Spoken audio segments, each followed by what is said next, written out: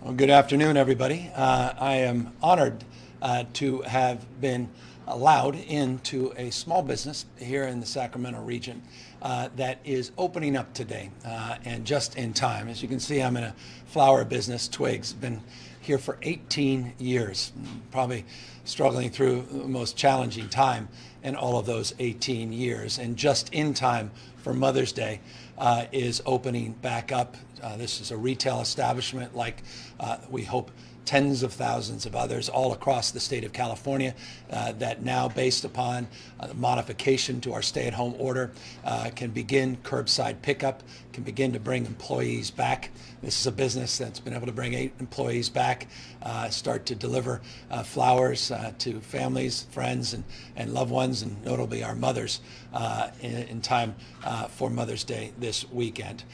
So this is just an example of what we hope to be seeing replicated all throughout the state of California as we move into what we refer to as the second phase of our meaningful modifications. We're doing so in the retail frame, as well as manufacturing and logistics, and working with counties all across the state of California, almost 24 that have reached out directly to us just in the last 24 hours since yesterday's announcements to begin the process of engaging and dialoguing about regional variants that allow people to move even more quickly into the latter phases of this new order. And that includes in dining establishments, or rather dine-in establishment. It includes a myriad of other functions, offices, and the like. I think it's important for people to know the whole idea is that we will move through phase 2 together as a state. And while we want to see local variation and we want to see counties work with us to move a little bit quicker, we hope to be making announcements on a consistent basis over the next few weeks, moving everybody into this next phase. I know there's deep anxiety people are feeling and desire to reopen, but again, all of this is based on those 6 indicators and our ability to test, to do appropriate tracing, to train a workforce of tracers, to make sure testing is available, not just total numbers in the aggregate, but available in your community on demand, and make sure that the results of those tests come back in real time. We want to be able to protect the most vulnerable Californians all across this state, our seniors, particularly in congregate facilities, homeless that are vulnerable to the spread of this disease, and to make sure that we have hospital capacity, hospital surge, and the ability in real time to do the kind of community surveillance that will allow us to know where the spread is occurring and how we can mitigate that spread and potentially toggle back and potentially strengthen some of these restrictions if indeed we start to see a transmission of this disease beyond our expectations. So all of this in real time. Lots of moving parts, but the good news is we are starting to move.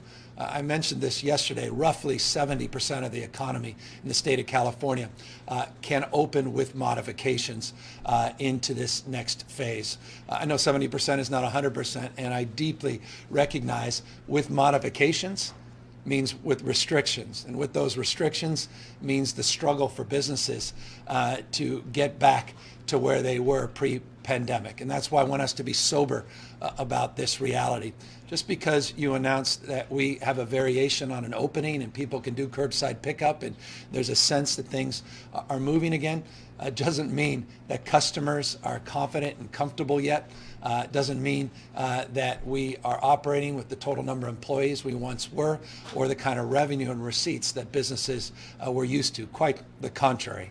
And so that is a reality that we all have to work through, and that's why it's so important that we provide supports and we do everything we can to help these businesses get through this moment, not to thrive yet, but to survive and get back on their feet so we get out the other side where they're stronger, more resilient, and more vibrant than ever. So yesterday was a significant day in terms of putting out guidelines. Those guidelines are now being put in effect at Twigs. I saw it firsthand in the back with employees with face masks on, gloves in some respects, making sure that their delivery, their sanitation is up to par. It's a perfect example of what we hope to be seeing more of all across the state of California.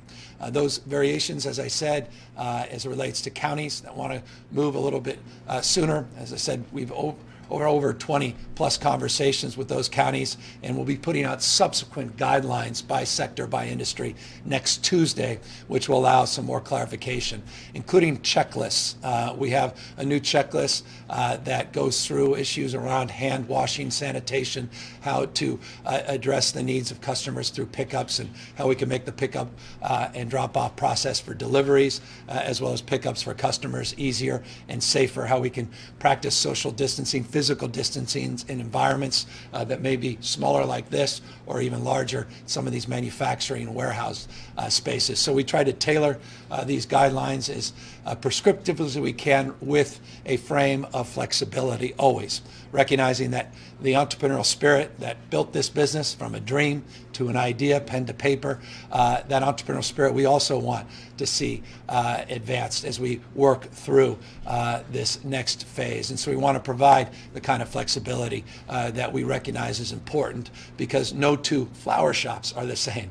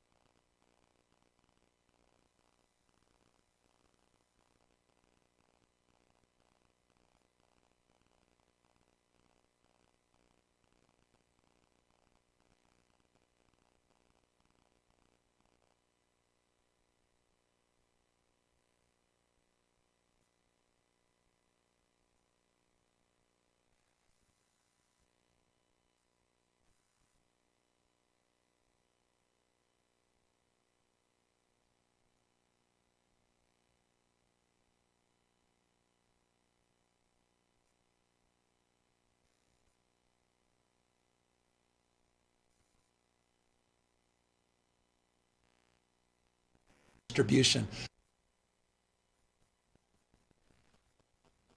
And yes, we are sending out millions and millions of other masks into the healthcare sector, to our skilled nursing facilities, our assisted living facilities, and into our hospital system as well. We're not neglecting that.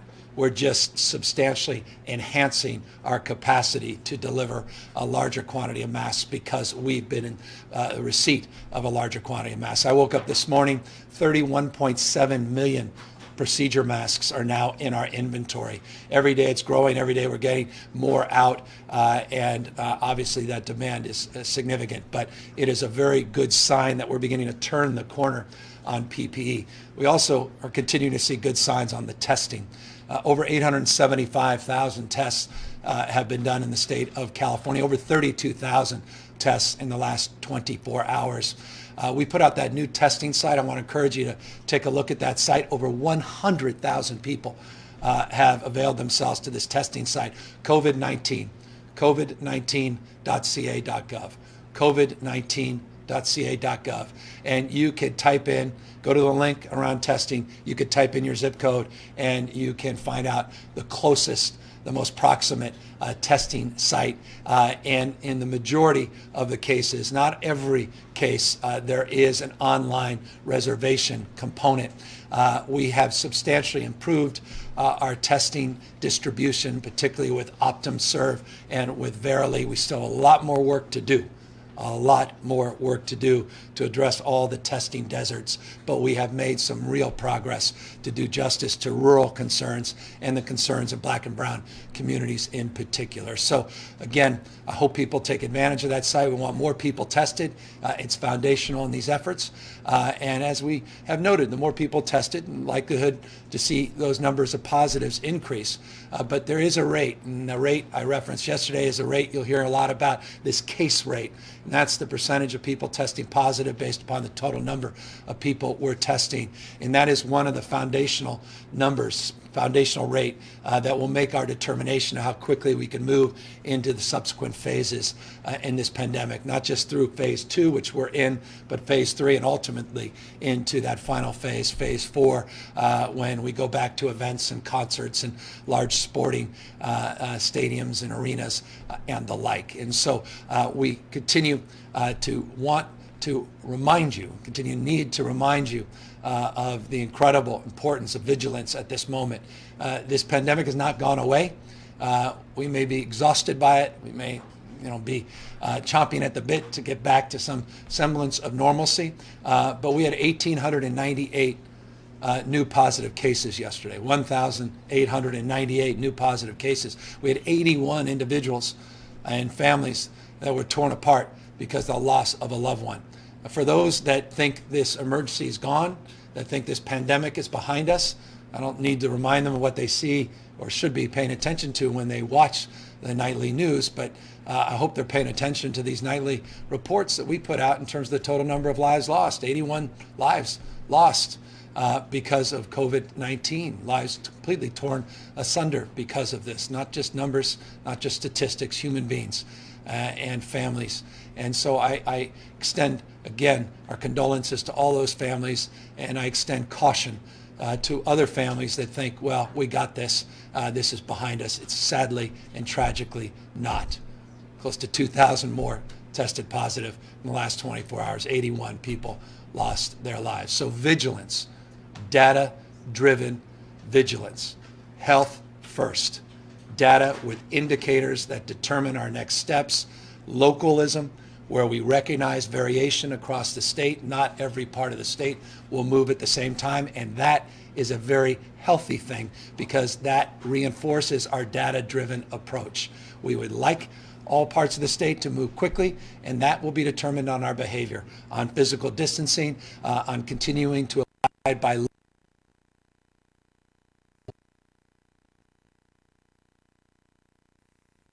directives. Do not sadly include today the opening of an establishment for curbside pickup like this. But here in Sacramento it does, in other parts of the state it does. And so it's incumbent upon us to recognize that variable, which is regional variability. And we want to give people flexibility, both to loosen quicker and to maintain more strict guidelines based upon conditions on the ground, based on those key indicators. And I want to thank the local health directors in the Bay Area for doing communities. I want to thank folks down in LA City, LA County, all the respective cities that felt they can move a little bit sooner into this statewide phase. And I want to thank all of those that contacted us that want to move more quickly into the latter part of the second phase. And I want to remind, in closing on this section, everybody, that we will continue to be marching through these phases together. Even if a local variance you can't get now, we're still moving in that direction as a state. And so we continue to see progress. We'll continue to progress through that second phase, even if your region didn't get one of those earlier variances. One thing we do get, though, is an election is in front of us. And there's a lot of concern and anxiety around this November's election in terms of making sure that you can conduct yourself in a safe way and to make sure your health is protected and to make sure that we are reaching out to all registered eligible voters and giving them the opportunity and giving them the choice not to feel like they have to go into a concentrated, dense environment where their health may be at risk, but provide an additional asset and additional resources by way of voting by mail. I signed an executive order about an hour ago that will allow every registered voter in the state of California to receive a mail-in ballot. That mail-in ballot is important, but it's not an exclusive substitute to physical locations. People that otherwise are not familiar with mail-in ballots, are uncomfortable with them, may have disabilities, may have other issues that may preclude that as an appropriate option. We still want to have the appropriate number of physical sites for people to vote as well. We've been working with our extraordinary Secretary of State, Alex Padilla, for many, many months on this. He has not hesitated since the beginning of this pandemic to make this one of his top priorities. We're also working with legislative leaders that also want to share their voice in this space as well. In the executive order to release a framework of getting a mail-in ballot, we also have put in some specific language about the need in the next days and weeks, by the end of this month at the latest, to put together a very detailed plan on physical locations that need to be set up for our ballot this November. And that's why I'm very pleased that we have Alex Padilla on the line, who's been working overtime to put all this together, to remind everybody of the importance of getting these physical locations up and doing so in very short order. And with that, I want to invite our Secretary of State to share a few words. Alex? Great. Thank you, Mr. Governor. And let me join the chorus of so many Californians in saying thank you for your tremendous leadership during this pandemic. The fact that the numbers are as low in California compared to the size of our population is due to the tough decisions you made at the beginning and the cooperation of so many Californians, as you know.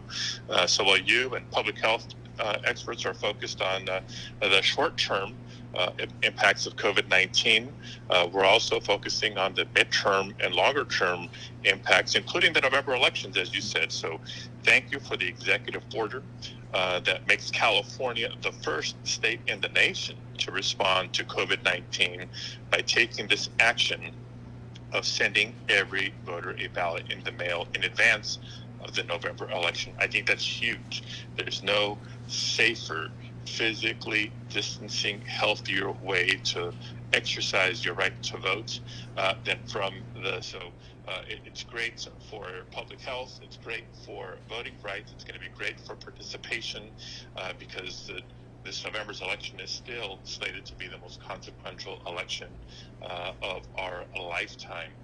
And I appreciate your acknowledgement again, is this is not a vote by mail only election. We remain committed to providing as many safe in-person opportunities to vote as possible, both on and before Election Day.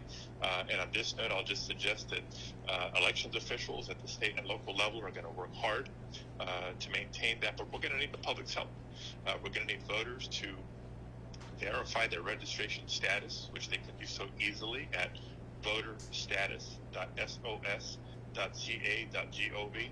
Make sure their registration information is up to date and current, so we know exactly where to send those vote by mail ballots. We're asking voters to share a good email address with us so we can continue to communicate with them effectively and safely between now and the election.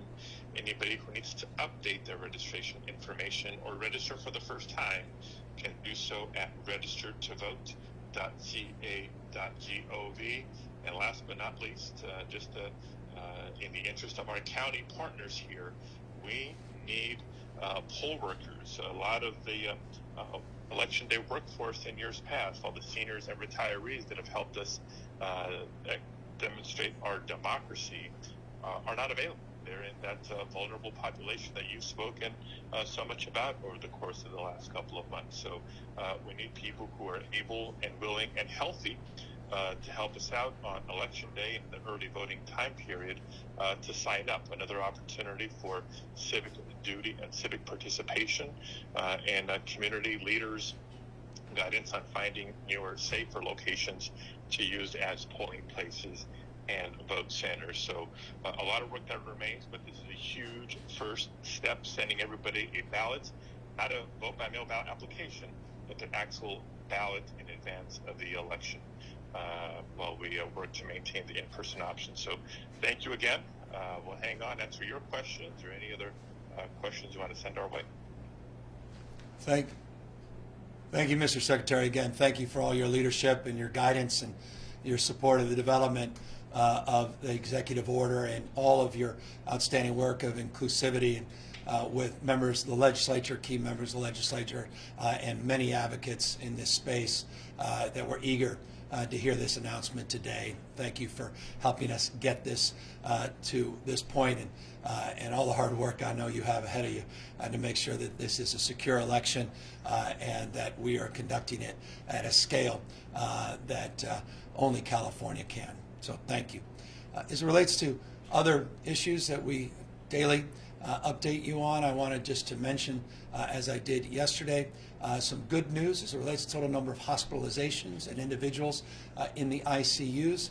I mentioned yesterday the ICU patients, hospitalization patients were down. Those people under investigation for being hospitalized for COVID-19 or in the ICUs with COVID-19 were also down. Today I can lay claim. Similarly, we're seeing a decline in hospitalizations and a decline, a modest decline in ICUs, about 0.6% in ICUs. So again, we've extended for many, many, many weeks a trend line that's increasingly becoming a headline of stability with modest reductions. But again, that's in the aggregate. Every part of the state is different. There are parts of the state that are more challenged than other parts of the state, and there are certainly parts of the state less challenged. And that's, again, the whole point of this variant process and the attestations and self-certifications in consultation with the Department of Public Health that we look forward to advising and then promoting and advertising, we hope as early as the beginning of next week. If we continue to do the good work, as Alex said, 40 million individuals that are doing their part on physical distancing, wearing face coverings where it's difficult to do that, then we will be deeper into this next phase sooner than most people believe. And I said this a few weeks ago, and based on the data, I'll say it again a few weeks later. That's weeks, not months, that we together, not just regionally, but together can move into this deeper phase of phase two if we continue that good work and that good progress. I mentioned a lot of good work and real progress that was done down in Orange County and getting the county supervisors to join with those cities in Newport and Huntington and others to align with the good work being done in Ventura County and San Diego County and LA County and others. We just want to again thank all of those local elected officials and advocates for working with us and working through some of the concerns and doing it in a way that I think does justice to this moment. I maintain again there are exceptions of counties that are moving ahead in some parts of the state.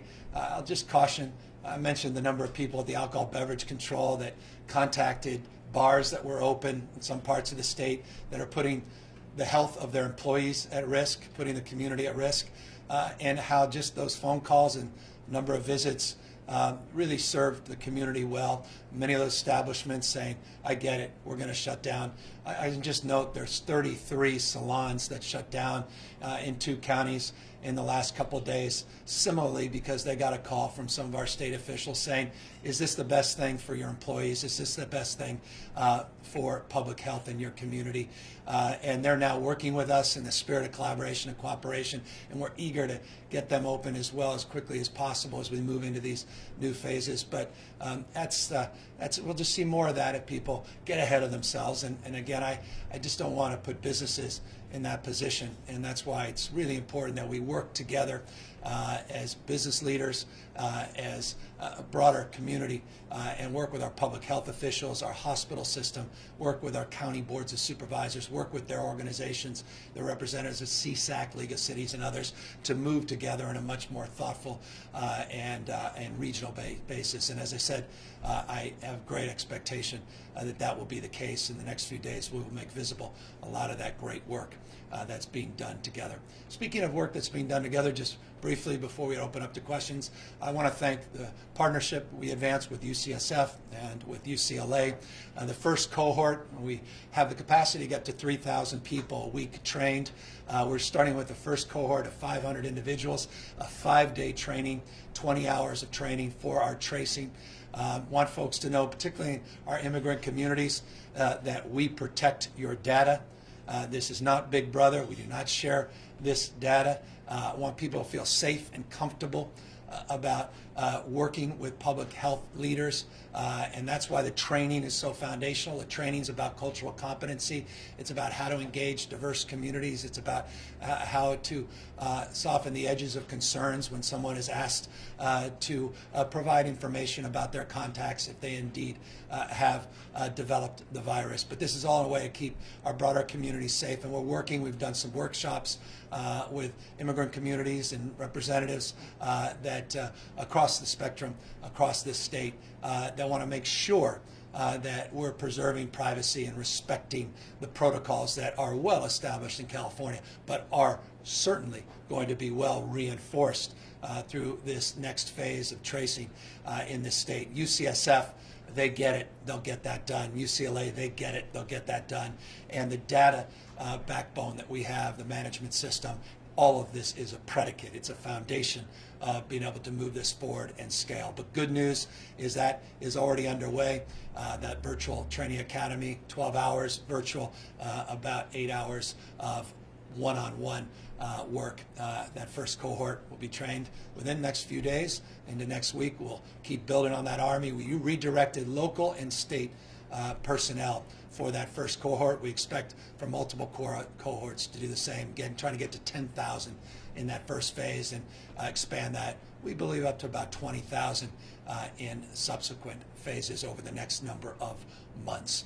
So from PPE, finally seeing some movement, a real consistency movement on testing to now reopening businesses up and down the state, again with new protocols, new procedures, all again based on health, based upon the data, based upon these indicators. This is a good way to enter into Mother's Day weekend and enter in the weekend. And I referenced it, but I'll say it again. All the moms out there that are homeschooling their kids, taking care of their husbands in many cases, or their spouses, their loved ones, for all of those caregivers in status families that just make us proud, that are really stepping up. Where we have uncles that are substituting as parents because of unique circumstances, and foster parents doing incredible work. I can go down the list. I want to also just extend deep appreciation to all of you, but always a little bit extra to women and girls that have a little bit more to do in these circumstances. And I know that just intimately. My wife's a perfect example of that. And you talk about superheroes.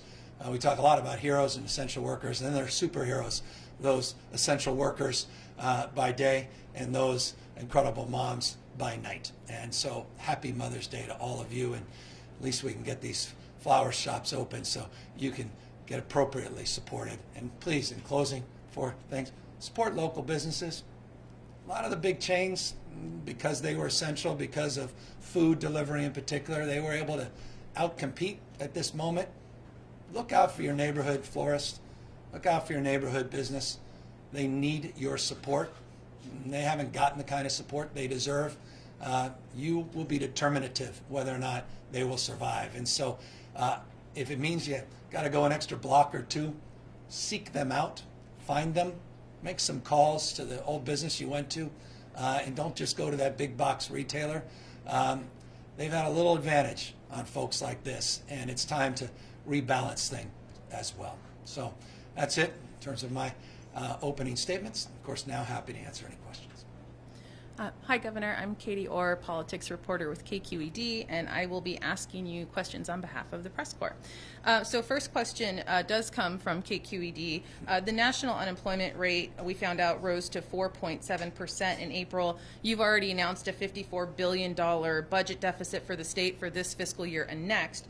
So my question is, with unemployment rates so high, are you worried about the years following that? And also, are you considering declaring a budget emergency that would let you tap into the state's rainy day fund? We're working with the legislature on the technical decisions, but suffice it to say, we will have to pull from our reserves. The size of our deficit is much greater than the size of our reserves. The reserves are historically high. I want to remind people that we 9 weeks ago had announced a projected $6 billion projected surplus in the state. We had record low unemployment in the state of California. We had previous fiscal year paid off that wall of debt. We were beginning to pay down pension obligations, and we were managing ourselves with an efficiency and effectiveness that I think does justice to the expectations of taxpayers across this state.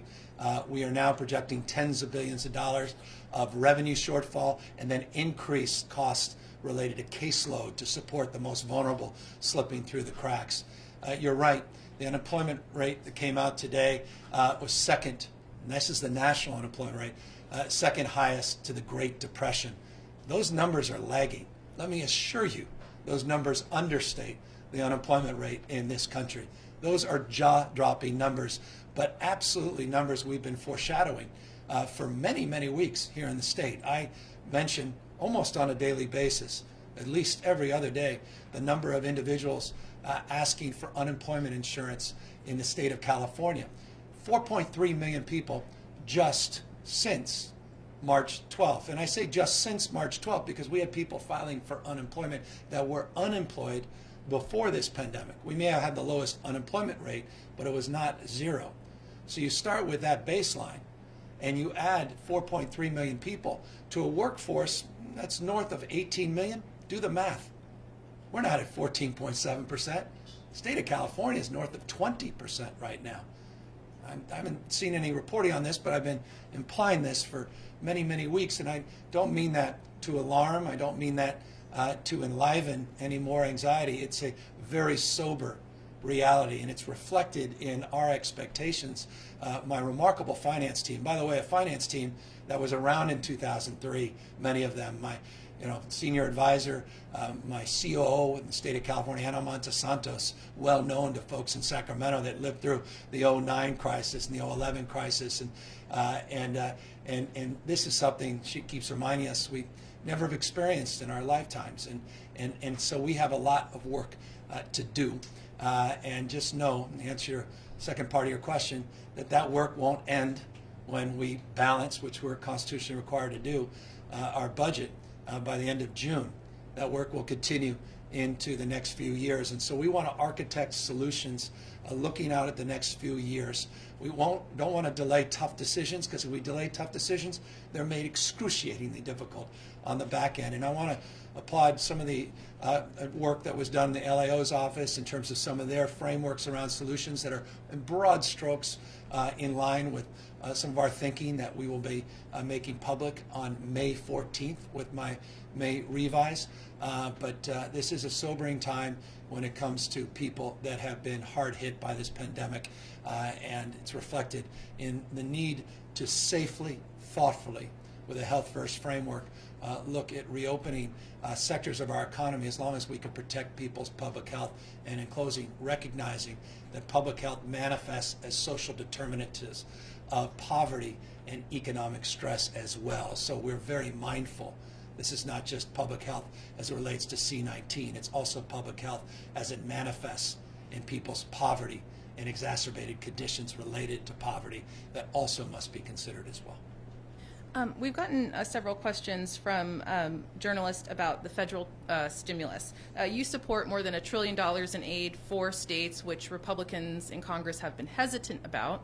So how would that impact California if we do not get that money? And have you asked President Trump about whether or not he thinks that will happen? Yeah. So the question is an important one. It's one that we rhetorically posed yesterday, and let me directly answer today. We cannot do justice to the needs of 40 million Americans, Republicans and Democrats in this state that need us now more than ever without the support of the federal government, period, full stop. This magnitude of the crisis and its reality that is now beginning to take shape knows no state boundaries. It doesn't know blue versus the hue and color of red. It knows only one thing, that this pandemic has impacted the entire economy, not only in the United States, but the world's economy. And the revenue shortfalls are nothing short of devastating. That's why the federal government was conceived at a time of great stress and need to meet the needs of hundreds of millions today, hundreds of millions of Americans. They have the one ability we don't, and that's the ability to meet this moment where constitutionally we're required to balance budgets. They're able to invest in the future by borrowing in order to get states and counties and communities back on their feet sooner so that we could begin to pay down those obligations in the future. So $1 trillion was the request that we have been working with Speaker Pelosi's office on for now many, many weeks, anticipating these unemployment numbers, and by the way, anticipating the next numbers that will come out in a month that will be very much, I think, in line with the numbers here in the state of California. And if we don't have that, we will simply not be able to do justice to the needs of so many that are looking for government now to help support them and soften the blow of this downturn. We've gotten several questions asking you to elaborate on the reference you made to the state's first known case of community spread of the virus, which occurred in a nail salon. Can you give us more details about where and when that happened? And then how do you respond to critics who say those comments threw the industry under the bus because we don't have any reliable tracing? Oh my gosh, that industry is noble. It's an opportunity, an entry point, not even an entry point, it's an exit point out of poverty. It's one of the most entrepreneurial industries in our country. I have deep reverence for those entrepreneurs and people that put everything on the line. I talk about that often, and so by no stretch was that intended. It's just a factual statement, and it was not a statement to be extrapolated as an indictment, quite the contrary, of an industry I deeply respect. We're trying to do everything we can to accommodate the needs of all industries, including the nail salon industry, and make sure that we do it in a safe and responsible way. It's currently in our phase 3. Again, phase 3 is not a year away. It's not 6 months away. It's not even 3 months away. It may not even be more than a month away. We just want to make sure that we have a protocol in place to secure customer safety, employee safety, and allow the businesses to thrive in a way that is sustainable. But factually, it is true. That was the first case. There are, and I know everybody watching understands this, there are health and personal privacy obligations that are bigger than any public statements that have to be abided by, legal parameters as it relates to that first case. To the extent legally and those health considerations could be made more public, we'll make them more public. Interestingly, it was picked up yesterday. I've mentioned it on a couple of occasions in the past, but now, understandably, I think people are touching in on some points of emphasis that generated, obviously, some interest, which I appreciate. There have been some local officials in counties who want to reopen quicker than the state, who have said the criteria, that the indicator that they need to have no new deaths for 2 weeks is essentially something that no county, particularly any large county, could meet at this point. What is your response to that? Would you see making any county-specific exemptions? Yeah, look, we said this is a fluid process, but there are many, many counties that just on that one indicator. Remember, there are many different criteria and indicators that must be met, and plans, containment plans, and the like that are required to move into that next phase. But on that one indicator alone, there are many, many counties that fall in to that space. Look, we're going to go into this not blindly, not in a political mindset, but very judiciously based upon health and data. That's what our health folks are saying they need to see. CDC has guidelines that they put out. And by the way, a lot that we have taken advantage of in terms of helping us augment our own guidelines, and we're very grateful to the good work of the CDC in that respect. The larger counties, remember, I will say this and hope this was clear, and I'll try to reinforce it. We are moving into phase 2 together. There's variations for some counties that can move a little faster, but we are moving through phase 2 together. And so that criteria, specific criteria you referenced, is to move a little faster in the phase 2, but we're still moving through phase 2 together nonetheless. And so over the next few weeks, we'll be making subsequent announcements for the entire state, not just those that meet those more restrictive criteria. We received several questions about nursing homes. Are you considering giving nursing homes immunity from most COVID-related lawsuits, civil and criminal, as some other states have done? Well, we have dozens and dozens of executive orders we put out one today on elections. We signed another on a series of smaller items but meaningful items that we'll make public this afternoon. We talked about our workers' comp guidelines that we put out just a few days ago, which are foundational in protecting workforce here in a business that are starting to reopen. The immunity question is one we're working with stakeholders, have been for weeks, and going back and forth. That one at this moment is not ready for any announcement, but no, we are working with stakeholders on seeing if there's something we can do together, also working with legislative leaders in that same space.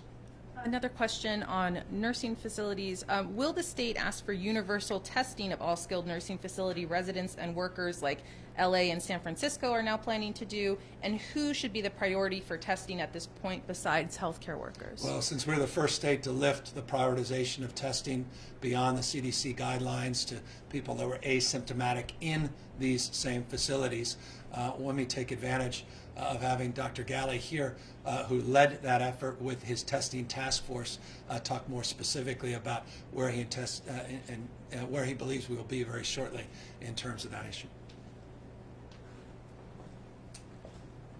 Thank you, Governor, and thank you for the question.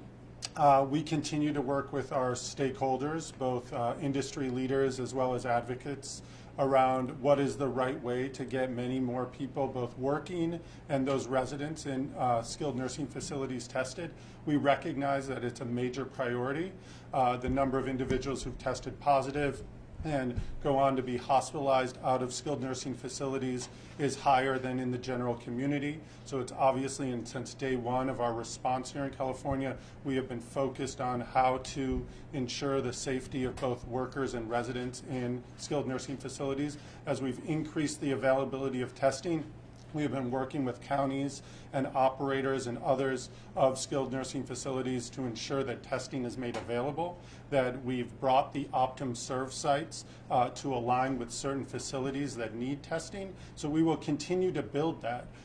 We are absolutely on the road to make sure that counties where there are facilities where there's identified cases and many that do not have that testing available, so that both the staff, the residents, and their families can know what's going on in those facilities, and that we could respond appropriately with additional support around infection control and ensuring that those facilities which serve such an important role in our communities, protecting those individuals who've built up California, and make sure that we can keep them as safe as possible. I look forward to the day when we have no site that has a limit in its testing capacity, so that when it needs to be, when we need to have testing in those facilities, we are able to in a moment's notice. And again, the skilled nursing facilities are our top priority. We've heard a series of announcements going back to the beginning of this pandemic. I just want to note members of the USNS, the Mercy, came on their first cohort to help support skilled nursing facilities today in Southern California and the LA region. And it's just one example. VA has been doing the same. The National Guard we put out as well to get medical personnel. Just give you an update. Roughly about 4,500 individuals just in the skilled nursing facilities. Remember, we have 1,224 skilled nursing facilities. We have about 4,500 people. That includes staff, not just patients, that have tested positive for COVID-19 in about 300 facilities, a little over 300 facilities out of the 1,200. So again, this is a top priority, and it's just a perfect reminder. There are parts of the state, Tulare is a perfect example, that have been devastated by outbreaks in these skilled nursing facilities. And so many of the numbers, so many of the people that are losing their lives are our seniors from the greatest generation that built the middle class. So much of what we have here today, the abundance that is the American mindset, came because of that greatest generation. And their mindset was save and invest. That greatest generation must be saved, and we need to invest in them. Okay, and I'm being told this is the last question. Given the budget outlook, can California continue paying for the surge hospitals beyond their current lease terms, given the fact that the state could see a spike in infections in the months ahead? Yeah, I think that question answers itself. The fact that we could see a surge, what greater mistake could someone make than actually having facilities ready to go on a moment's notice and saying, you know what, let's pack up, we got this, only to find out we don't, and we're scrambling to save people's lives. I think we cannot, the answer is we can't afford not to have the alternative care sites established and make sure that these hospital sites, however one defines them, established. We'll be thoughtful about how they're staffed. A lot of these FMS sites, as an example, no real staff.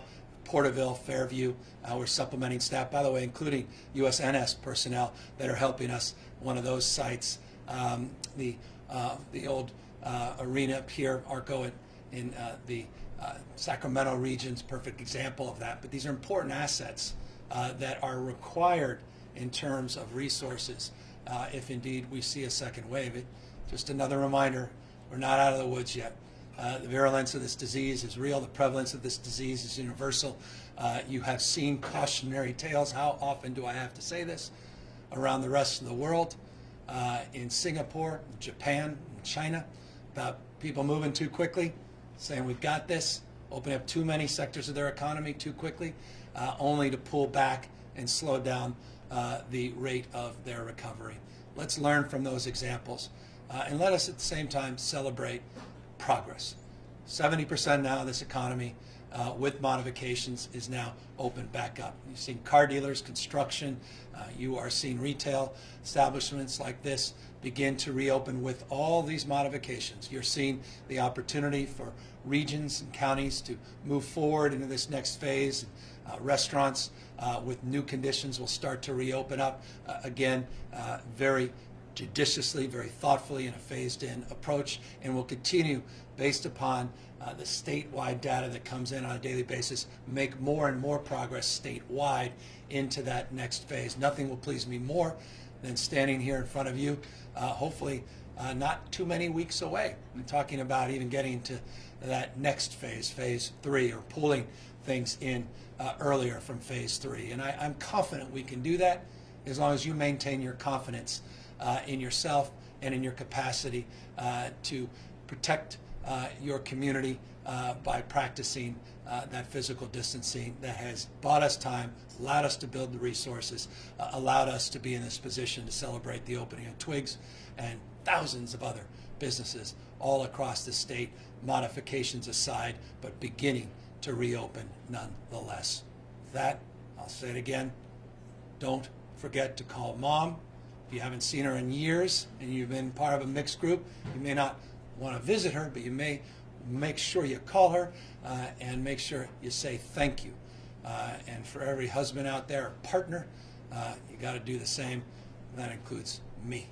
So I hope you all have a wonderful weekend and a spectacular Mother's Day. Take care, everybody.